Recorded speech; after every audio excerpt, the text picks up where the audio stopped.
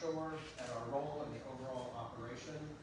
However, we cannot talk about the specifics of our role during recovery or the specifics of any items recovered beyond what currently exists in the public record. Due to the sensitivity of the ongoing investigation, questions of that nature need to be directed to the U.S. Coast Guard, which is overseeing this investigation. And with that, I'm going to turn it over to Edward.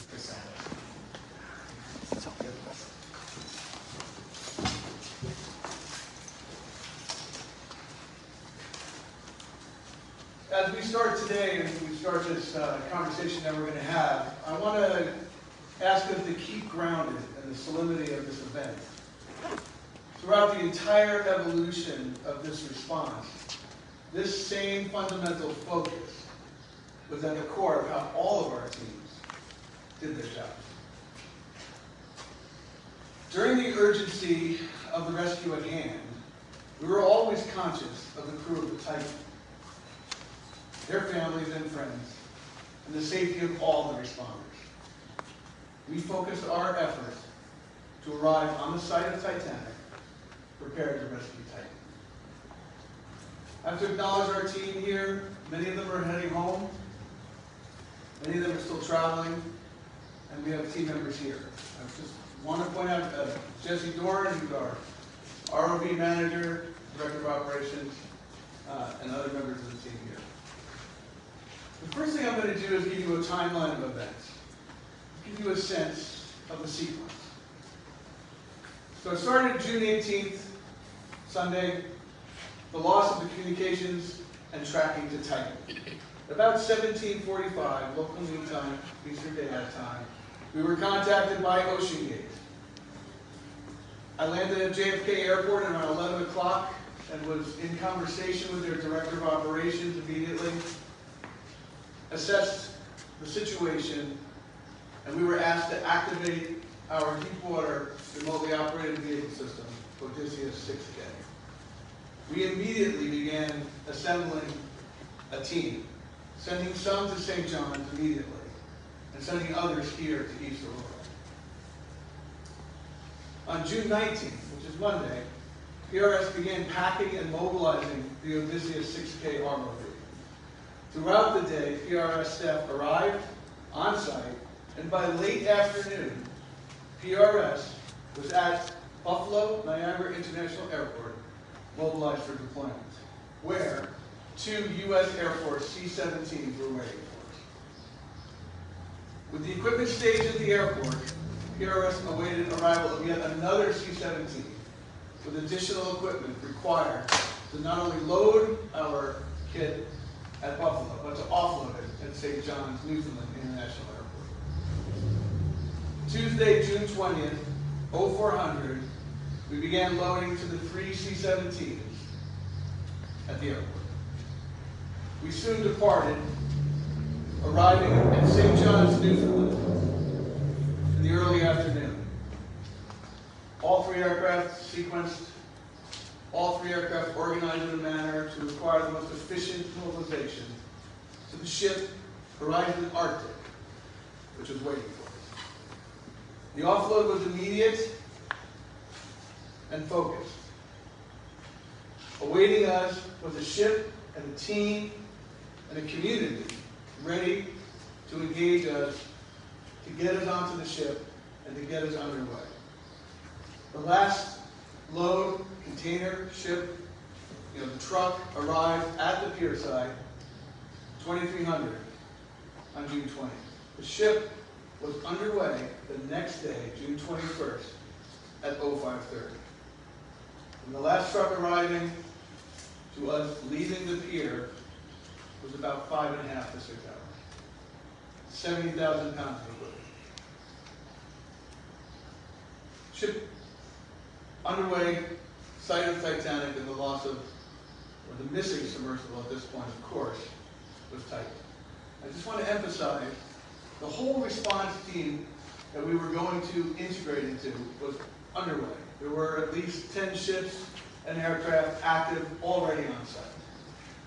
Odysseus 6K, as the 6,000 meter mobile ROV system, became the primary asset focused on rescue.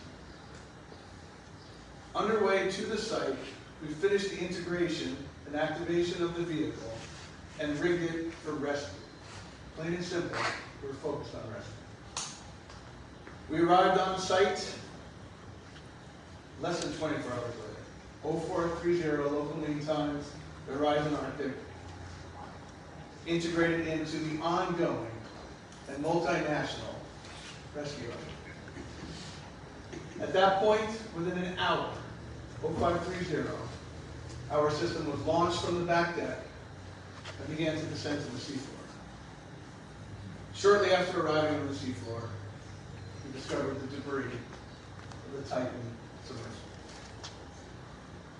Of course, we continued to document the site, and by 12 o'clock, sadly, a rescue turned into a recovery. I have to apologize, we're still demobilizing. A lot of emotions, people are tired. During this period, upon arriving on site, we have to point out that the U.S. Coast Guard Incident Command reached out to the families of the Titan crew upon our discovery of the debris. A very important communication. We can then continue then, of course, to perform an operation from rescue to recovery. So from basically June 22nd till June 27th at 9:30, our teams, and I say our teams because it was the integrated team of the Horizon Arctic and the Pelagic team and many, many, many others. So we're conducting 24-hour ROV operations as directed by the on-site commander. We will, of course, use our heavy lift capability to recover all the objects of interest as directed by the incident response. Just to complete the timeline for you, on June 28th, 0730 local mean time, St. John's, Newfoundland, Horizon Arctic with the Pelagic Embark team arrived at the Canadian Coast Guard base, where wreckage was offloaded and our demobilization began. Today is June 30th, and it's 24 hours ago we were on site. We really have to take that into perspective. Before taking questions, a few more points. We're still reviewing the sequence of events that we were a part of.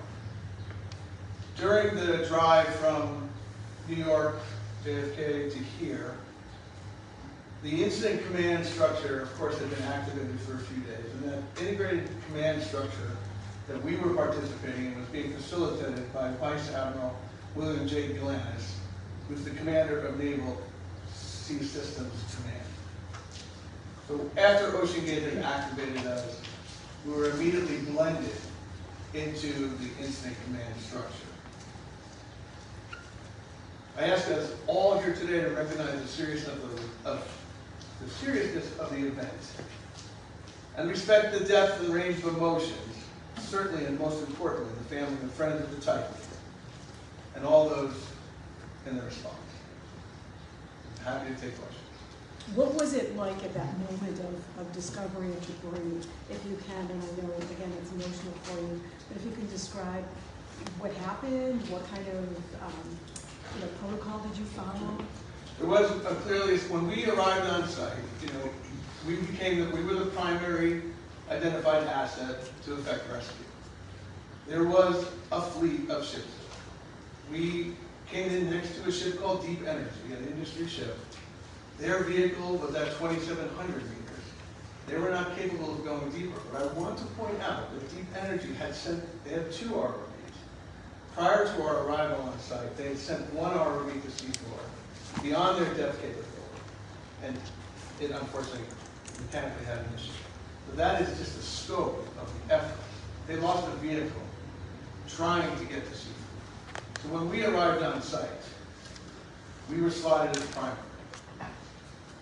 We came right next to Deep Energy. We're in a 400-foot ship. Deep Energy is a 700-foot ship. We were 75 meters apart. They had a lifting line at 3,000 meters, waiting to recover. Our focus, our plan was to integrate the lifting mechanism into the center core and the lifting capabilities of Odysseus 6K. So our plan of rescue was to immediately, upon finding Titan, latch onto her as quickly as possible and begin recovery. There were protocols in the event of the scenario of viability and non-viability. So it was one. There were ships, we were moving assets under the integration and coordination with Incident Command and the team on deep energy. But because we were primary, they were asking us to make the decisions about how the various assets would move. So when we did discover the wreck of the Titan, a different sets of protocols. Were you aware of what OceanGate was doing prior to this whole event taking place? It's a very small community, so the answer is yes. Your thoughts on what they were doing? I mean, I really don't have I don't have necessarily an opinion on that. There's a strong investigation going on right now. Explorers, people who seek to be on the ocean, to go to depth, it's very compelling. We certainly share those desires. Our whole company is designed to support research and science at depth. So it was a passion and a joy for exploration. So. Now, Can you talk about the technology of the Odysseus? Sure, yeah, so the Odysseus 6K is a remotely operated vehicle, meaning it operates from a ship through a tether. This is the control room of the system. This is actually the full kit as it is mobilized onto a ship. So it's a compact, mobile, 6,000 meter deep water system. And that's one of its key design characteristics. We've always known, and we've always wanted to be available for these types of situations. Wish the call never came, but we wanted to be ready when it did. And so it's designed to withstand depths up to 6,000 meters. All the equipment, everything on there has to operate at that depth. Importantly, it has 7-function manipulators, high definition 4K cameras, heavy lift capability, a multiplicity of tools to allow us to do work at depth. Where was Odysseus built? Were you involved in the construction of this ROV, and where was it actually built? And is it housed here normally? So Odysseus 6K is our design, and it was built by MPH Engineering in Largo, Florida. A very strong collaboration with the fabricator, and we worked together to build this system. It first became operational in 2016. And our primary market is deep sea science. So we work a lot with the University of Victoria, Ocean Networks Canada as an example, NOAA and other groups. This is our operational base. We're a mobile system, so in a sense we can be anywhere. So this gets lowered. What part of this that we're looking at gets, is that what ends up on the floor? This entire vehicle goes to the seafloor. What you're seeing here is an integrated launch and recovery system. You can barely see the umbilical here. This allows the vehicle to be taken off deck, rotated over the side, and then lowered to the seafloor. In this image here, you can see the whole setup, right? So here's our integrated launch and recovery system, our winch with 7,000 meters of umbilical, control room, which is there, workshop. We're independent of the ship, and that's part of our plan, right? We need to come in and function immediately. And I say that, but I also need to point out that the success, or the opportunity for success, the opportunity to be on site and achieve what we all hoped we would achieve, is a function of integrating with the ship. We have a philosophy called the one team. It has to work. The ship crew, the embark science, or in this case, the other personnel, and our ROV team have to become one team. It's a very dangerous thing that happens out there. Just offloading from a truck.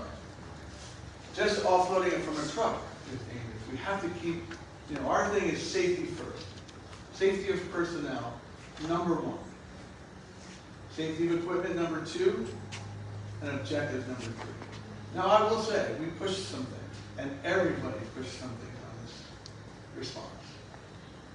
Now, you said that's a unique design for you guys, right? This was your design.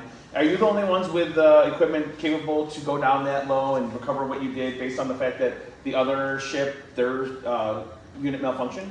It didn't malfunction when they pushed it beyond its depth rating. So is your machine one of the few that can actually go down that far and be okay? Yes. I mean, there are other systems like it, certainly. They exist in many parts of the world. But I think what makes our system somewhat unique is its capability and its mobility. You might want to speak to the fact that the continued operations really is a testament to the design and the functionality. We're looking at a almost flawless operation 24/7. I think that's a very good point. I mean, in some ways, I think, as we look back at this, which we will, it was unprecedented in a sense, our ability to arrive at seafloor and then go to work. And then we worked for another 5 or 6 days at 3,800 meters. And then we began the recovery operations, which in and of themselves are quite challenging. Can you discuss a little bit again? You mentioned your rescue. You were rigged for rescue. Would the articulating arms have been able to, say, attach a cable to Titan if it had not imploded to try to lift it off the surface or the seafloor? Is that kind of what you were getting there? Yeah, we felt we'd be faced with 4 potential scenarios. Of course, the scenario we wanted was Titan just lightly on the seafloor, the crew intact, the pressure vessel intact. That would have made the sub slightly negative or maybe slightly buoyant. What we did is we tied a lifting mechanism into the center core of the vehicle, which we could not detach. Right? The sub was not being tracked. They lost tracking and communication, which we didn't know where it was. And subsea navigation and knowing where you are is essential for safe operations. We were tracking our vehicle. So once the plan was to grab the Titan. And once grab the Titan with our manipulator, then we had it. Then it was going to be attaching beacons. We were carrying extra beacons, so if we lost her, other assets could track her. And then we were going to attach this heavy lift capability to the sub. At that point, we would begin recovery. So the additional planning included the other ROVs that were right with us. They were holding at 2,700 meters. The Horizon Arctic itself had another ROV. We were prepared, that vehicle was prepared to launch. We were prepared to launch that second vehicle to, once we came through 3,000 meters, then these other vehicles could join us. And they would also grab them. Didn't want to lose them. And then at that point, we begin the translation to the heavy lift line that Deep Energy had. Now, I can't say enough about the professionalism and the preparation of the entire response that allowed us to come in as primary and have that waiting. I mean, it's a little hard to explain. The visual, of course, is in all of our head, but that was a real opportunity. As you sat in this control room and with the monitors, the time ticked away. Obviously, there's a lot of talk, of course, about the oxygen running out. Can you kind of describe the mood in the room for you and the crew, and really the pressure that you were feeling as time kind of ticked away? I can answer that actually pretty simple. We were focused on the job at hand. That's what we do. That's what all of these people do. We were laser focused on rescue.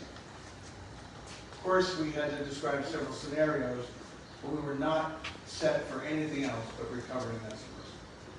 And that's what everybody was for. So it was laser focused. Job at hand, safety, get it done. And so the debris that did come up, that was your machine, the Odysseus, that brought that up? Yes. How many crew members were with you from your team? It's really hard to do. I mean, our team was 9, but we immediately integrated into a larger structure on Horizon Arctic. For example, their own ROV had 6 crew. They became part of our team, this concept of one team. The entire crew of the Arctic, the captain, Adam Myers, and I worked, seamlessly together. We had our supervisors, our dive supervisors. So, you know, I was saying Jesse was running the entire deck ops for us, you know, the whole ROV operation. But our team, we assembled an expert team that has worked with us for the years, and that was part of the opportunity for success, right? Is that you have to have, we talk a lot about equipment, but it's really ultimately about people. And we are really fortunate to have great people, and we're really fortunate to move into an environment where they were equally high-level professionals. Has rescue and recovery been part of your plan right from the beginning, or is this something new that you confronted? We always knew that we'd be called at some point, and so we prepared the system for that. We could have been out on a job and we wouldn't have been out there, right? There were other assets that mobilized as well. There was a French ship with their vehicle. They were very importantly there back, and they were, it was not a race, it's just everybody was going there. And we had been designated primary because the thought was we would be arriving on site first, which we did. How much did this cost? A lot. Billions, millions? Or are you not, or is it, we're not sure. Okay. Is this, From failure comes advancement. What have you guys learned that will advance the undersea exploration? I think there's a lot to learn. I think we're very proud of the performance of our system. It performed. Our team performed. It actually achieved the mission at hand. We were very saddened we couldn't recover a viable zone. But beyond that, the system performed. Down the road, there are certainly things that we'll think about, but we haven't had time to discuss. With the solemnity of the event here, knowing that, but also there's this, I gotta tell you, there's a strong sense of pride in this community that you're here. Some people have said, you know, why weren't they over at the coast? I know you're in South Wellfleet, Massachusetts. You mentioned Santa Barbara. What was it about East Aurora that you decided to establish your base here? And we don't want you to leave, but is there any discussion, perhaps, to have you on a coastal, more of a coastal environment? We're a mobile system. We just got to St. John's, Newfoundland in probably less than 30 hours.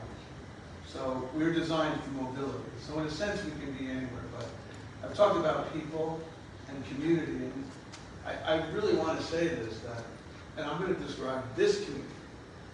This is one community of probably dozens of communities around the world that came together.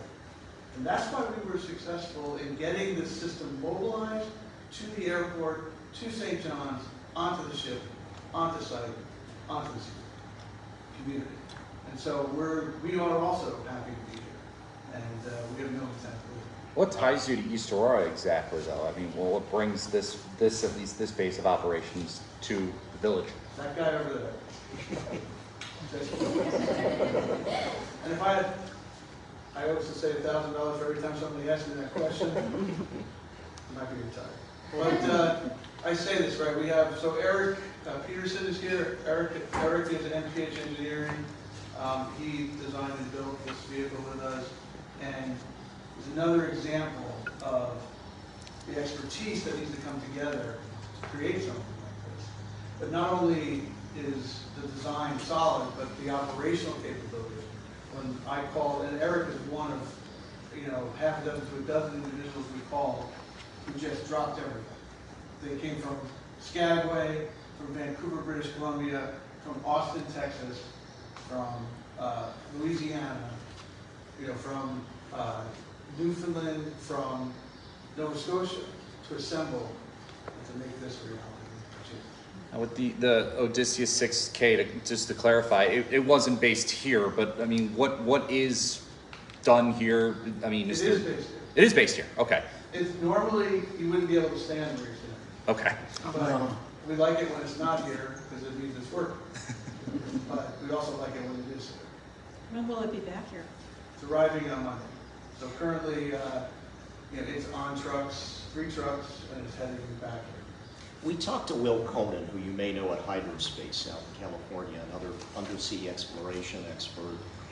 And he has said that in light of this tragedy, he would hope that other exploration firms like OceanGate would consider having your equipment either on site or standing by, God forbid it was needed.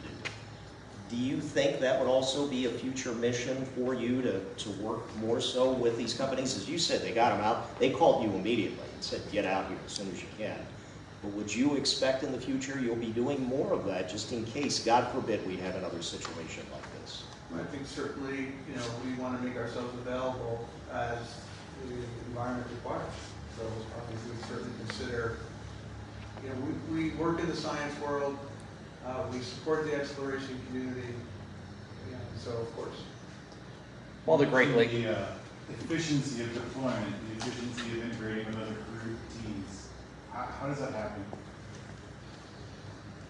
Deal with professionals, you have to have good leadership, you have to have trust and faith that the folks that are experts will execute on their job. And that happens over time, it happens with experience. I can't imagine you would be able to train for this kind of stuff too often. It's so expensive. But I mean, how do you get that level of efficiency? You can't just be a bunch of professionals. They might have different ideas of how things go. The folks that are great at this come from a variety of communities. They can be auto mechanics that have a passion for the ocean and have a skill with their hands. They could be trained formulated pilots. They can have a passion for engineering. It's a combination of skills and personality that make for success. You have to have experience. I mean, there's no question that you have to gain experience because it's a very complex operation, fraught with danger, but high reward. Can I make a request? And you should also point out that there is a very experienced and structured chain of command. It's not a group of people just racing together and calling their own shots. Yeah, when a ship environment at sea, operations they're structured. There's hierarchy. There's a level of communication and action, and it's because of, and that's true whenever you're operating in a dangerous environment. It's especially true when you're at sea. I mean, the captain is in fact ultimately in command, and so working very closely with Adam Myers, we had to form an immediate bond and level of trust with each other, and that was incredible. Just with you guys being based so close to the Great Lakes, is that kind of a nice? I know they're not as deep as maybe the ocean, but are those nice little testing grounds where you do go out and kind of test some equipment and other things with the Great Lakes available? We love to go to the Great Lakes. We haven't been there yet. There's some great things to look at. We have a test tank that's outside there, so we actually test our vehicle just in that tank out there. And that allows us to run it and be prepared. In a sense, that's what we did. Vehicles in a ready state. So we need an invite. Moving 70,000 pounds of equipment is not inexpensive. Mr. Cassetto, I know you're the captain, they're probably going to hide, but the gentleman who designed it, I think that is you, sir, I don't know. Is there anything you'd be willing to say just watching this machine actually doing what it did? Not to gloat, but to know that what you built really was an integral part of this process. Is there anything you'd care to say? I'm just glad that... Would you be able to say it up there, sir? I probably could, yeah. Okay. I know, we're a pain. Okay. And I just want to, let's say, Eric, please do that, but I'd like to keep it with here because these guys have been through a lot. We understand. Just what was going, when you saw Odysseus working, I mean, this was a machine that you kind of brought to life, if you will. What was going through your mind seeing how it was performing? I don't know, I think at that moment it wasn't so much about, something that I had done. It was kind of just the whole, it was a much bigger picture at that moment. It was a much bigger picture. It wasn't me or that. It was the entirety of what was happening. Right, but I guess what I was just getting at, that it was working the way you hoped it. You knew it would, but you also hoped it would. Yeah. At that depth, just to see it working, I guess. I mean, everything was in this, confidence that of course it's going to work, but go back to your head, you know, it's like, if it ever wasn't going to, please don't be right now. But it worked great. I think the thing to say is that there's a collective team that's involved in going to operations. And so the spares and the expertise of the team allow us to enter into an environment with confidence. But things break, and it's not a design issue, it's just you're putting hydraulics, fiber optics, electrical, and you're throwing it over the side of a saltwater environment and driving it down 4,000 meters. So things do go wrong. You have to fix it, and that requires the proper equipment, the proper sparing, and the proper team. Sarah, what was your first and last name? Eric Peterson. Eric, real quick, can you discuss your ties to the community? Did you grow up here? Did you? I'm from Clearwater, Florida. Okay. Yeah, so I got called Sunday night, and I was on flight Monday morning. I'm sorry, Eric, could you give us your last name and spelling? Peterson, Peterson. Okay, and again, the company you're with? MPH Engineering. MPH in Key Largo. Okay. Largo. Okay, all right, thank you. How long did it take to get from surface to seafloor? Yeah, thanks. It's Thank about you. an hour and a half. And that's normally, it's faster than we normally do. We talk about some of the changes that we made, and the ones that are descending. So we normally descend at 25 meters a minute. Team ended up descending at 35 meters. How did the company end up in East Aurora? Do you live in East Aurora?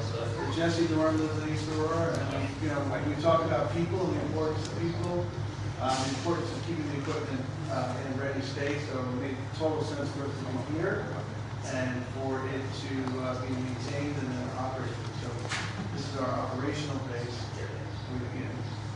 And if I can just touch on just to follow up on the engineering and the capability of the machine, I'm sure by following the story, you all read about the extreme environment. I mean, this is the currents and the pressures, very prevalent. And the fact that the Odysseus was able to operate 24/7, almost flawlessly. If you're in the deep ocean community, that's remarkable.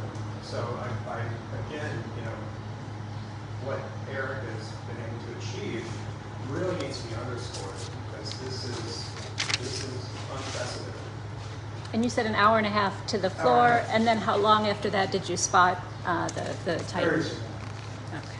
And is that the control room? Is that aboard the Arctic, did you say? No, this is from another project. But Oh, this okay. is where that's where the vehicle is operating from. Could you spell your last name for us, please? Sure, it's Cassano, C-A-S-S-A-N. Thank you very much. Thank you. Thank you. Very much. All right. And thank you. Thanks. All right, thank you, everybody. That concludes our presentation, our briefing. I hope you have a safe holiday weekend. Thank you for being here, and we appreciate you supporting both Pelagic, East Aurora, and our presence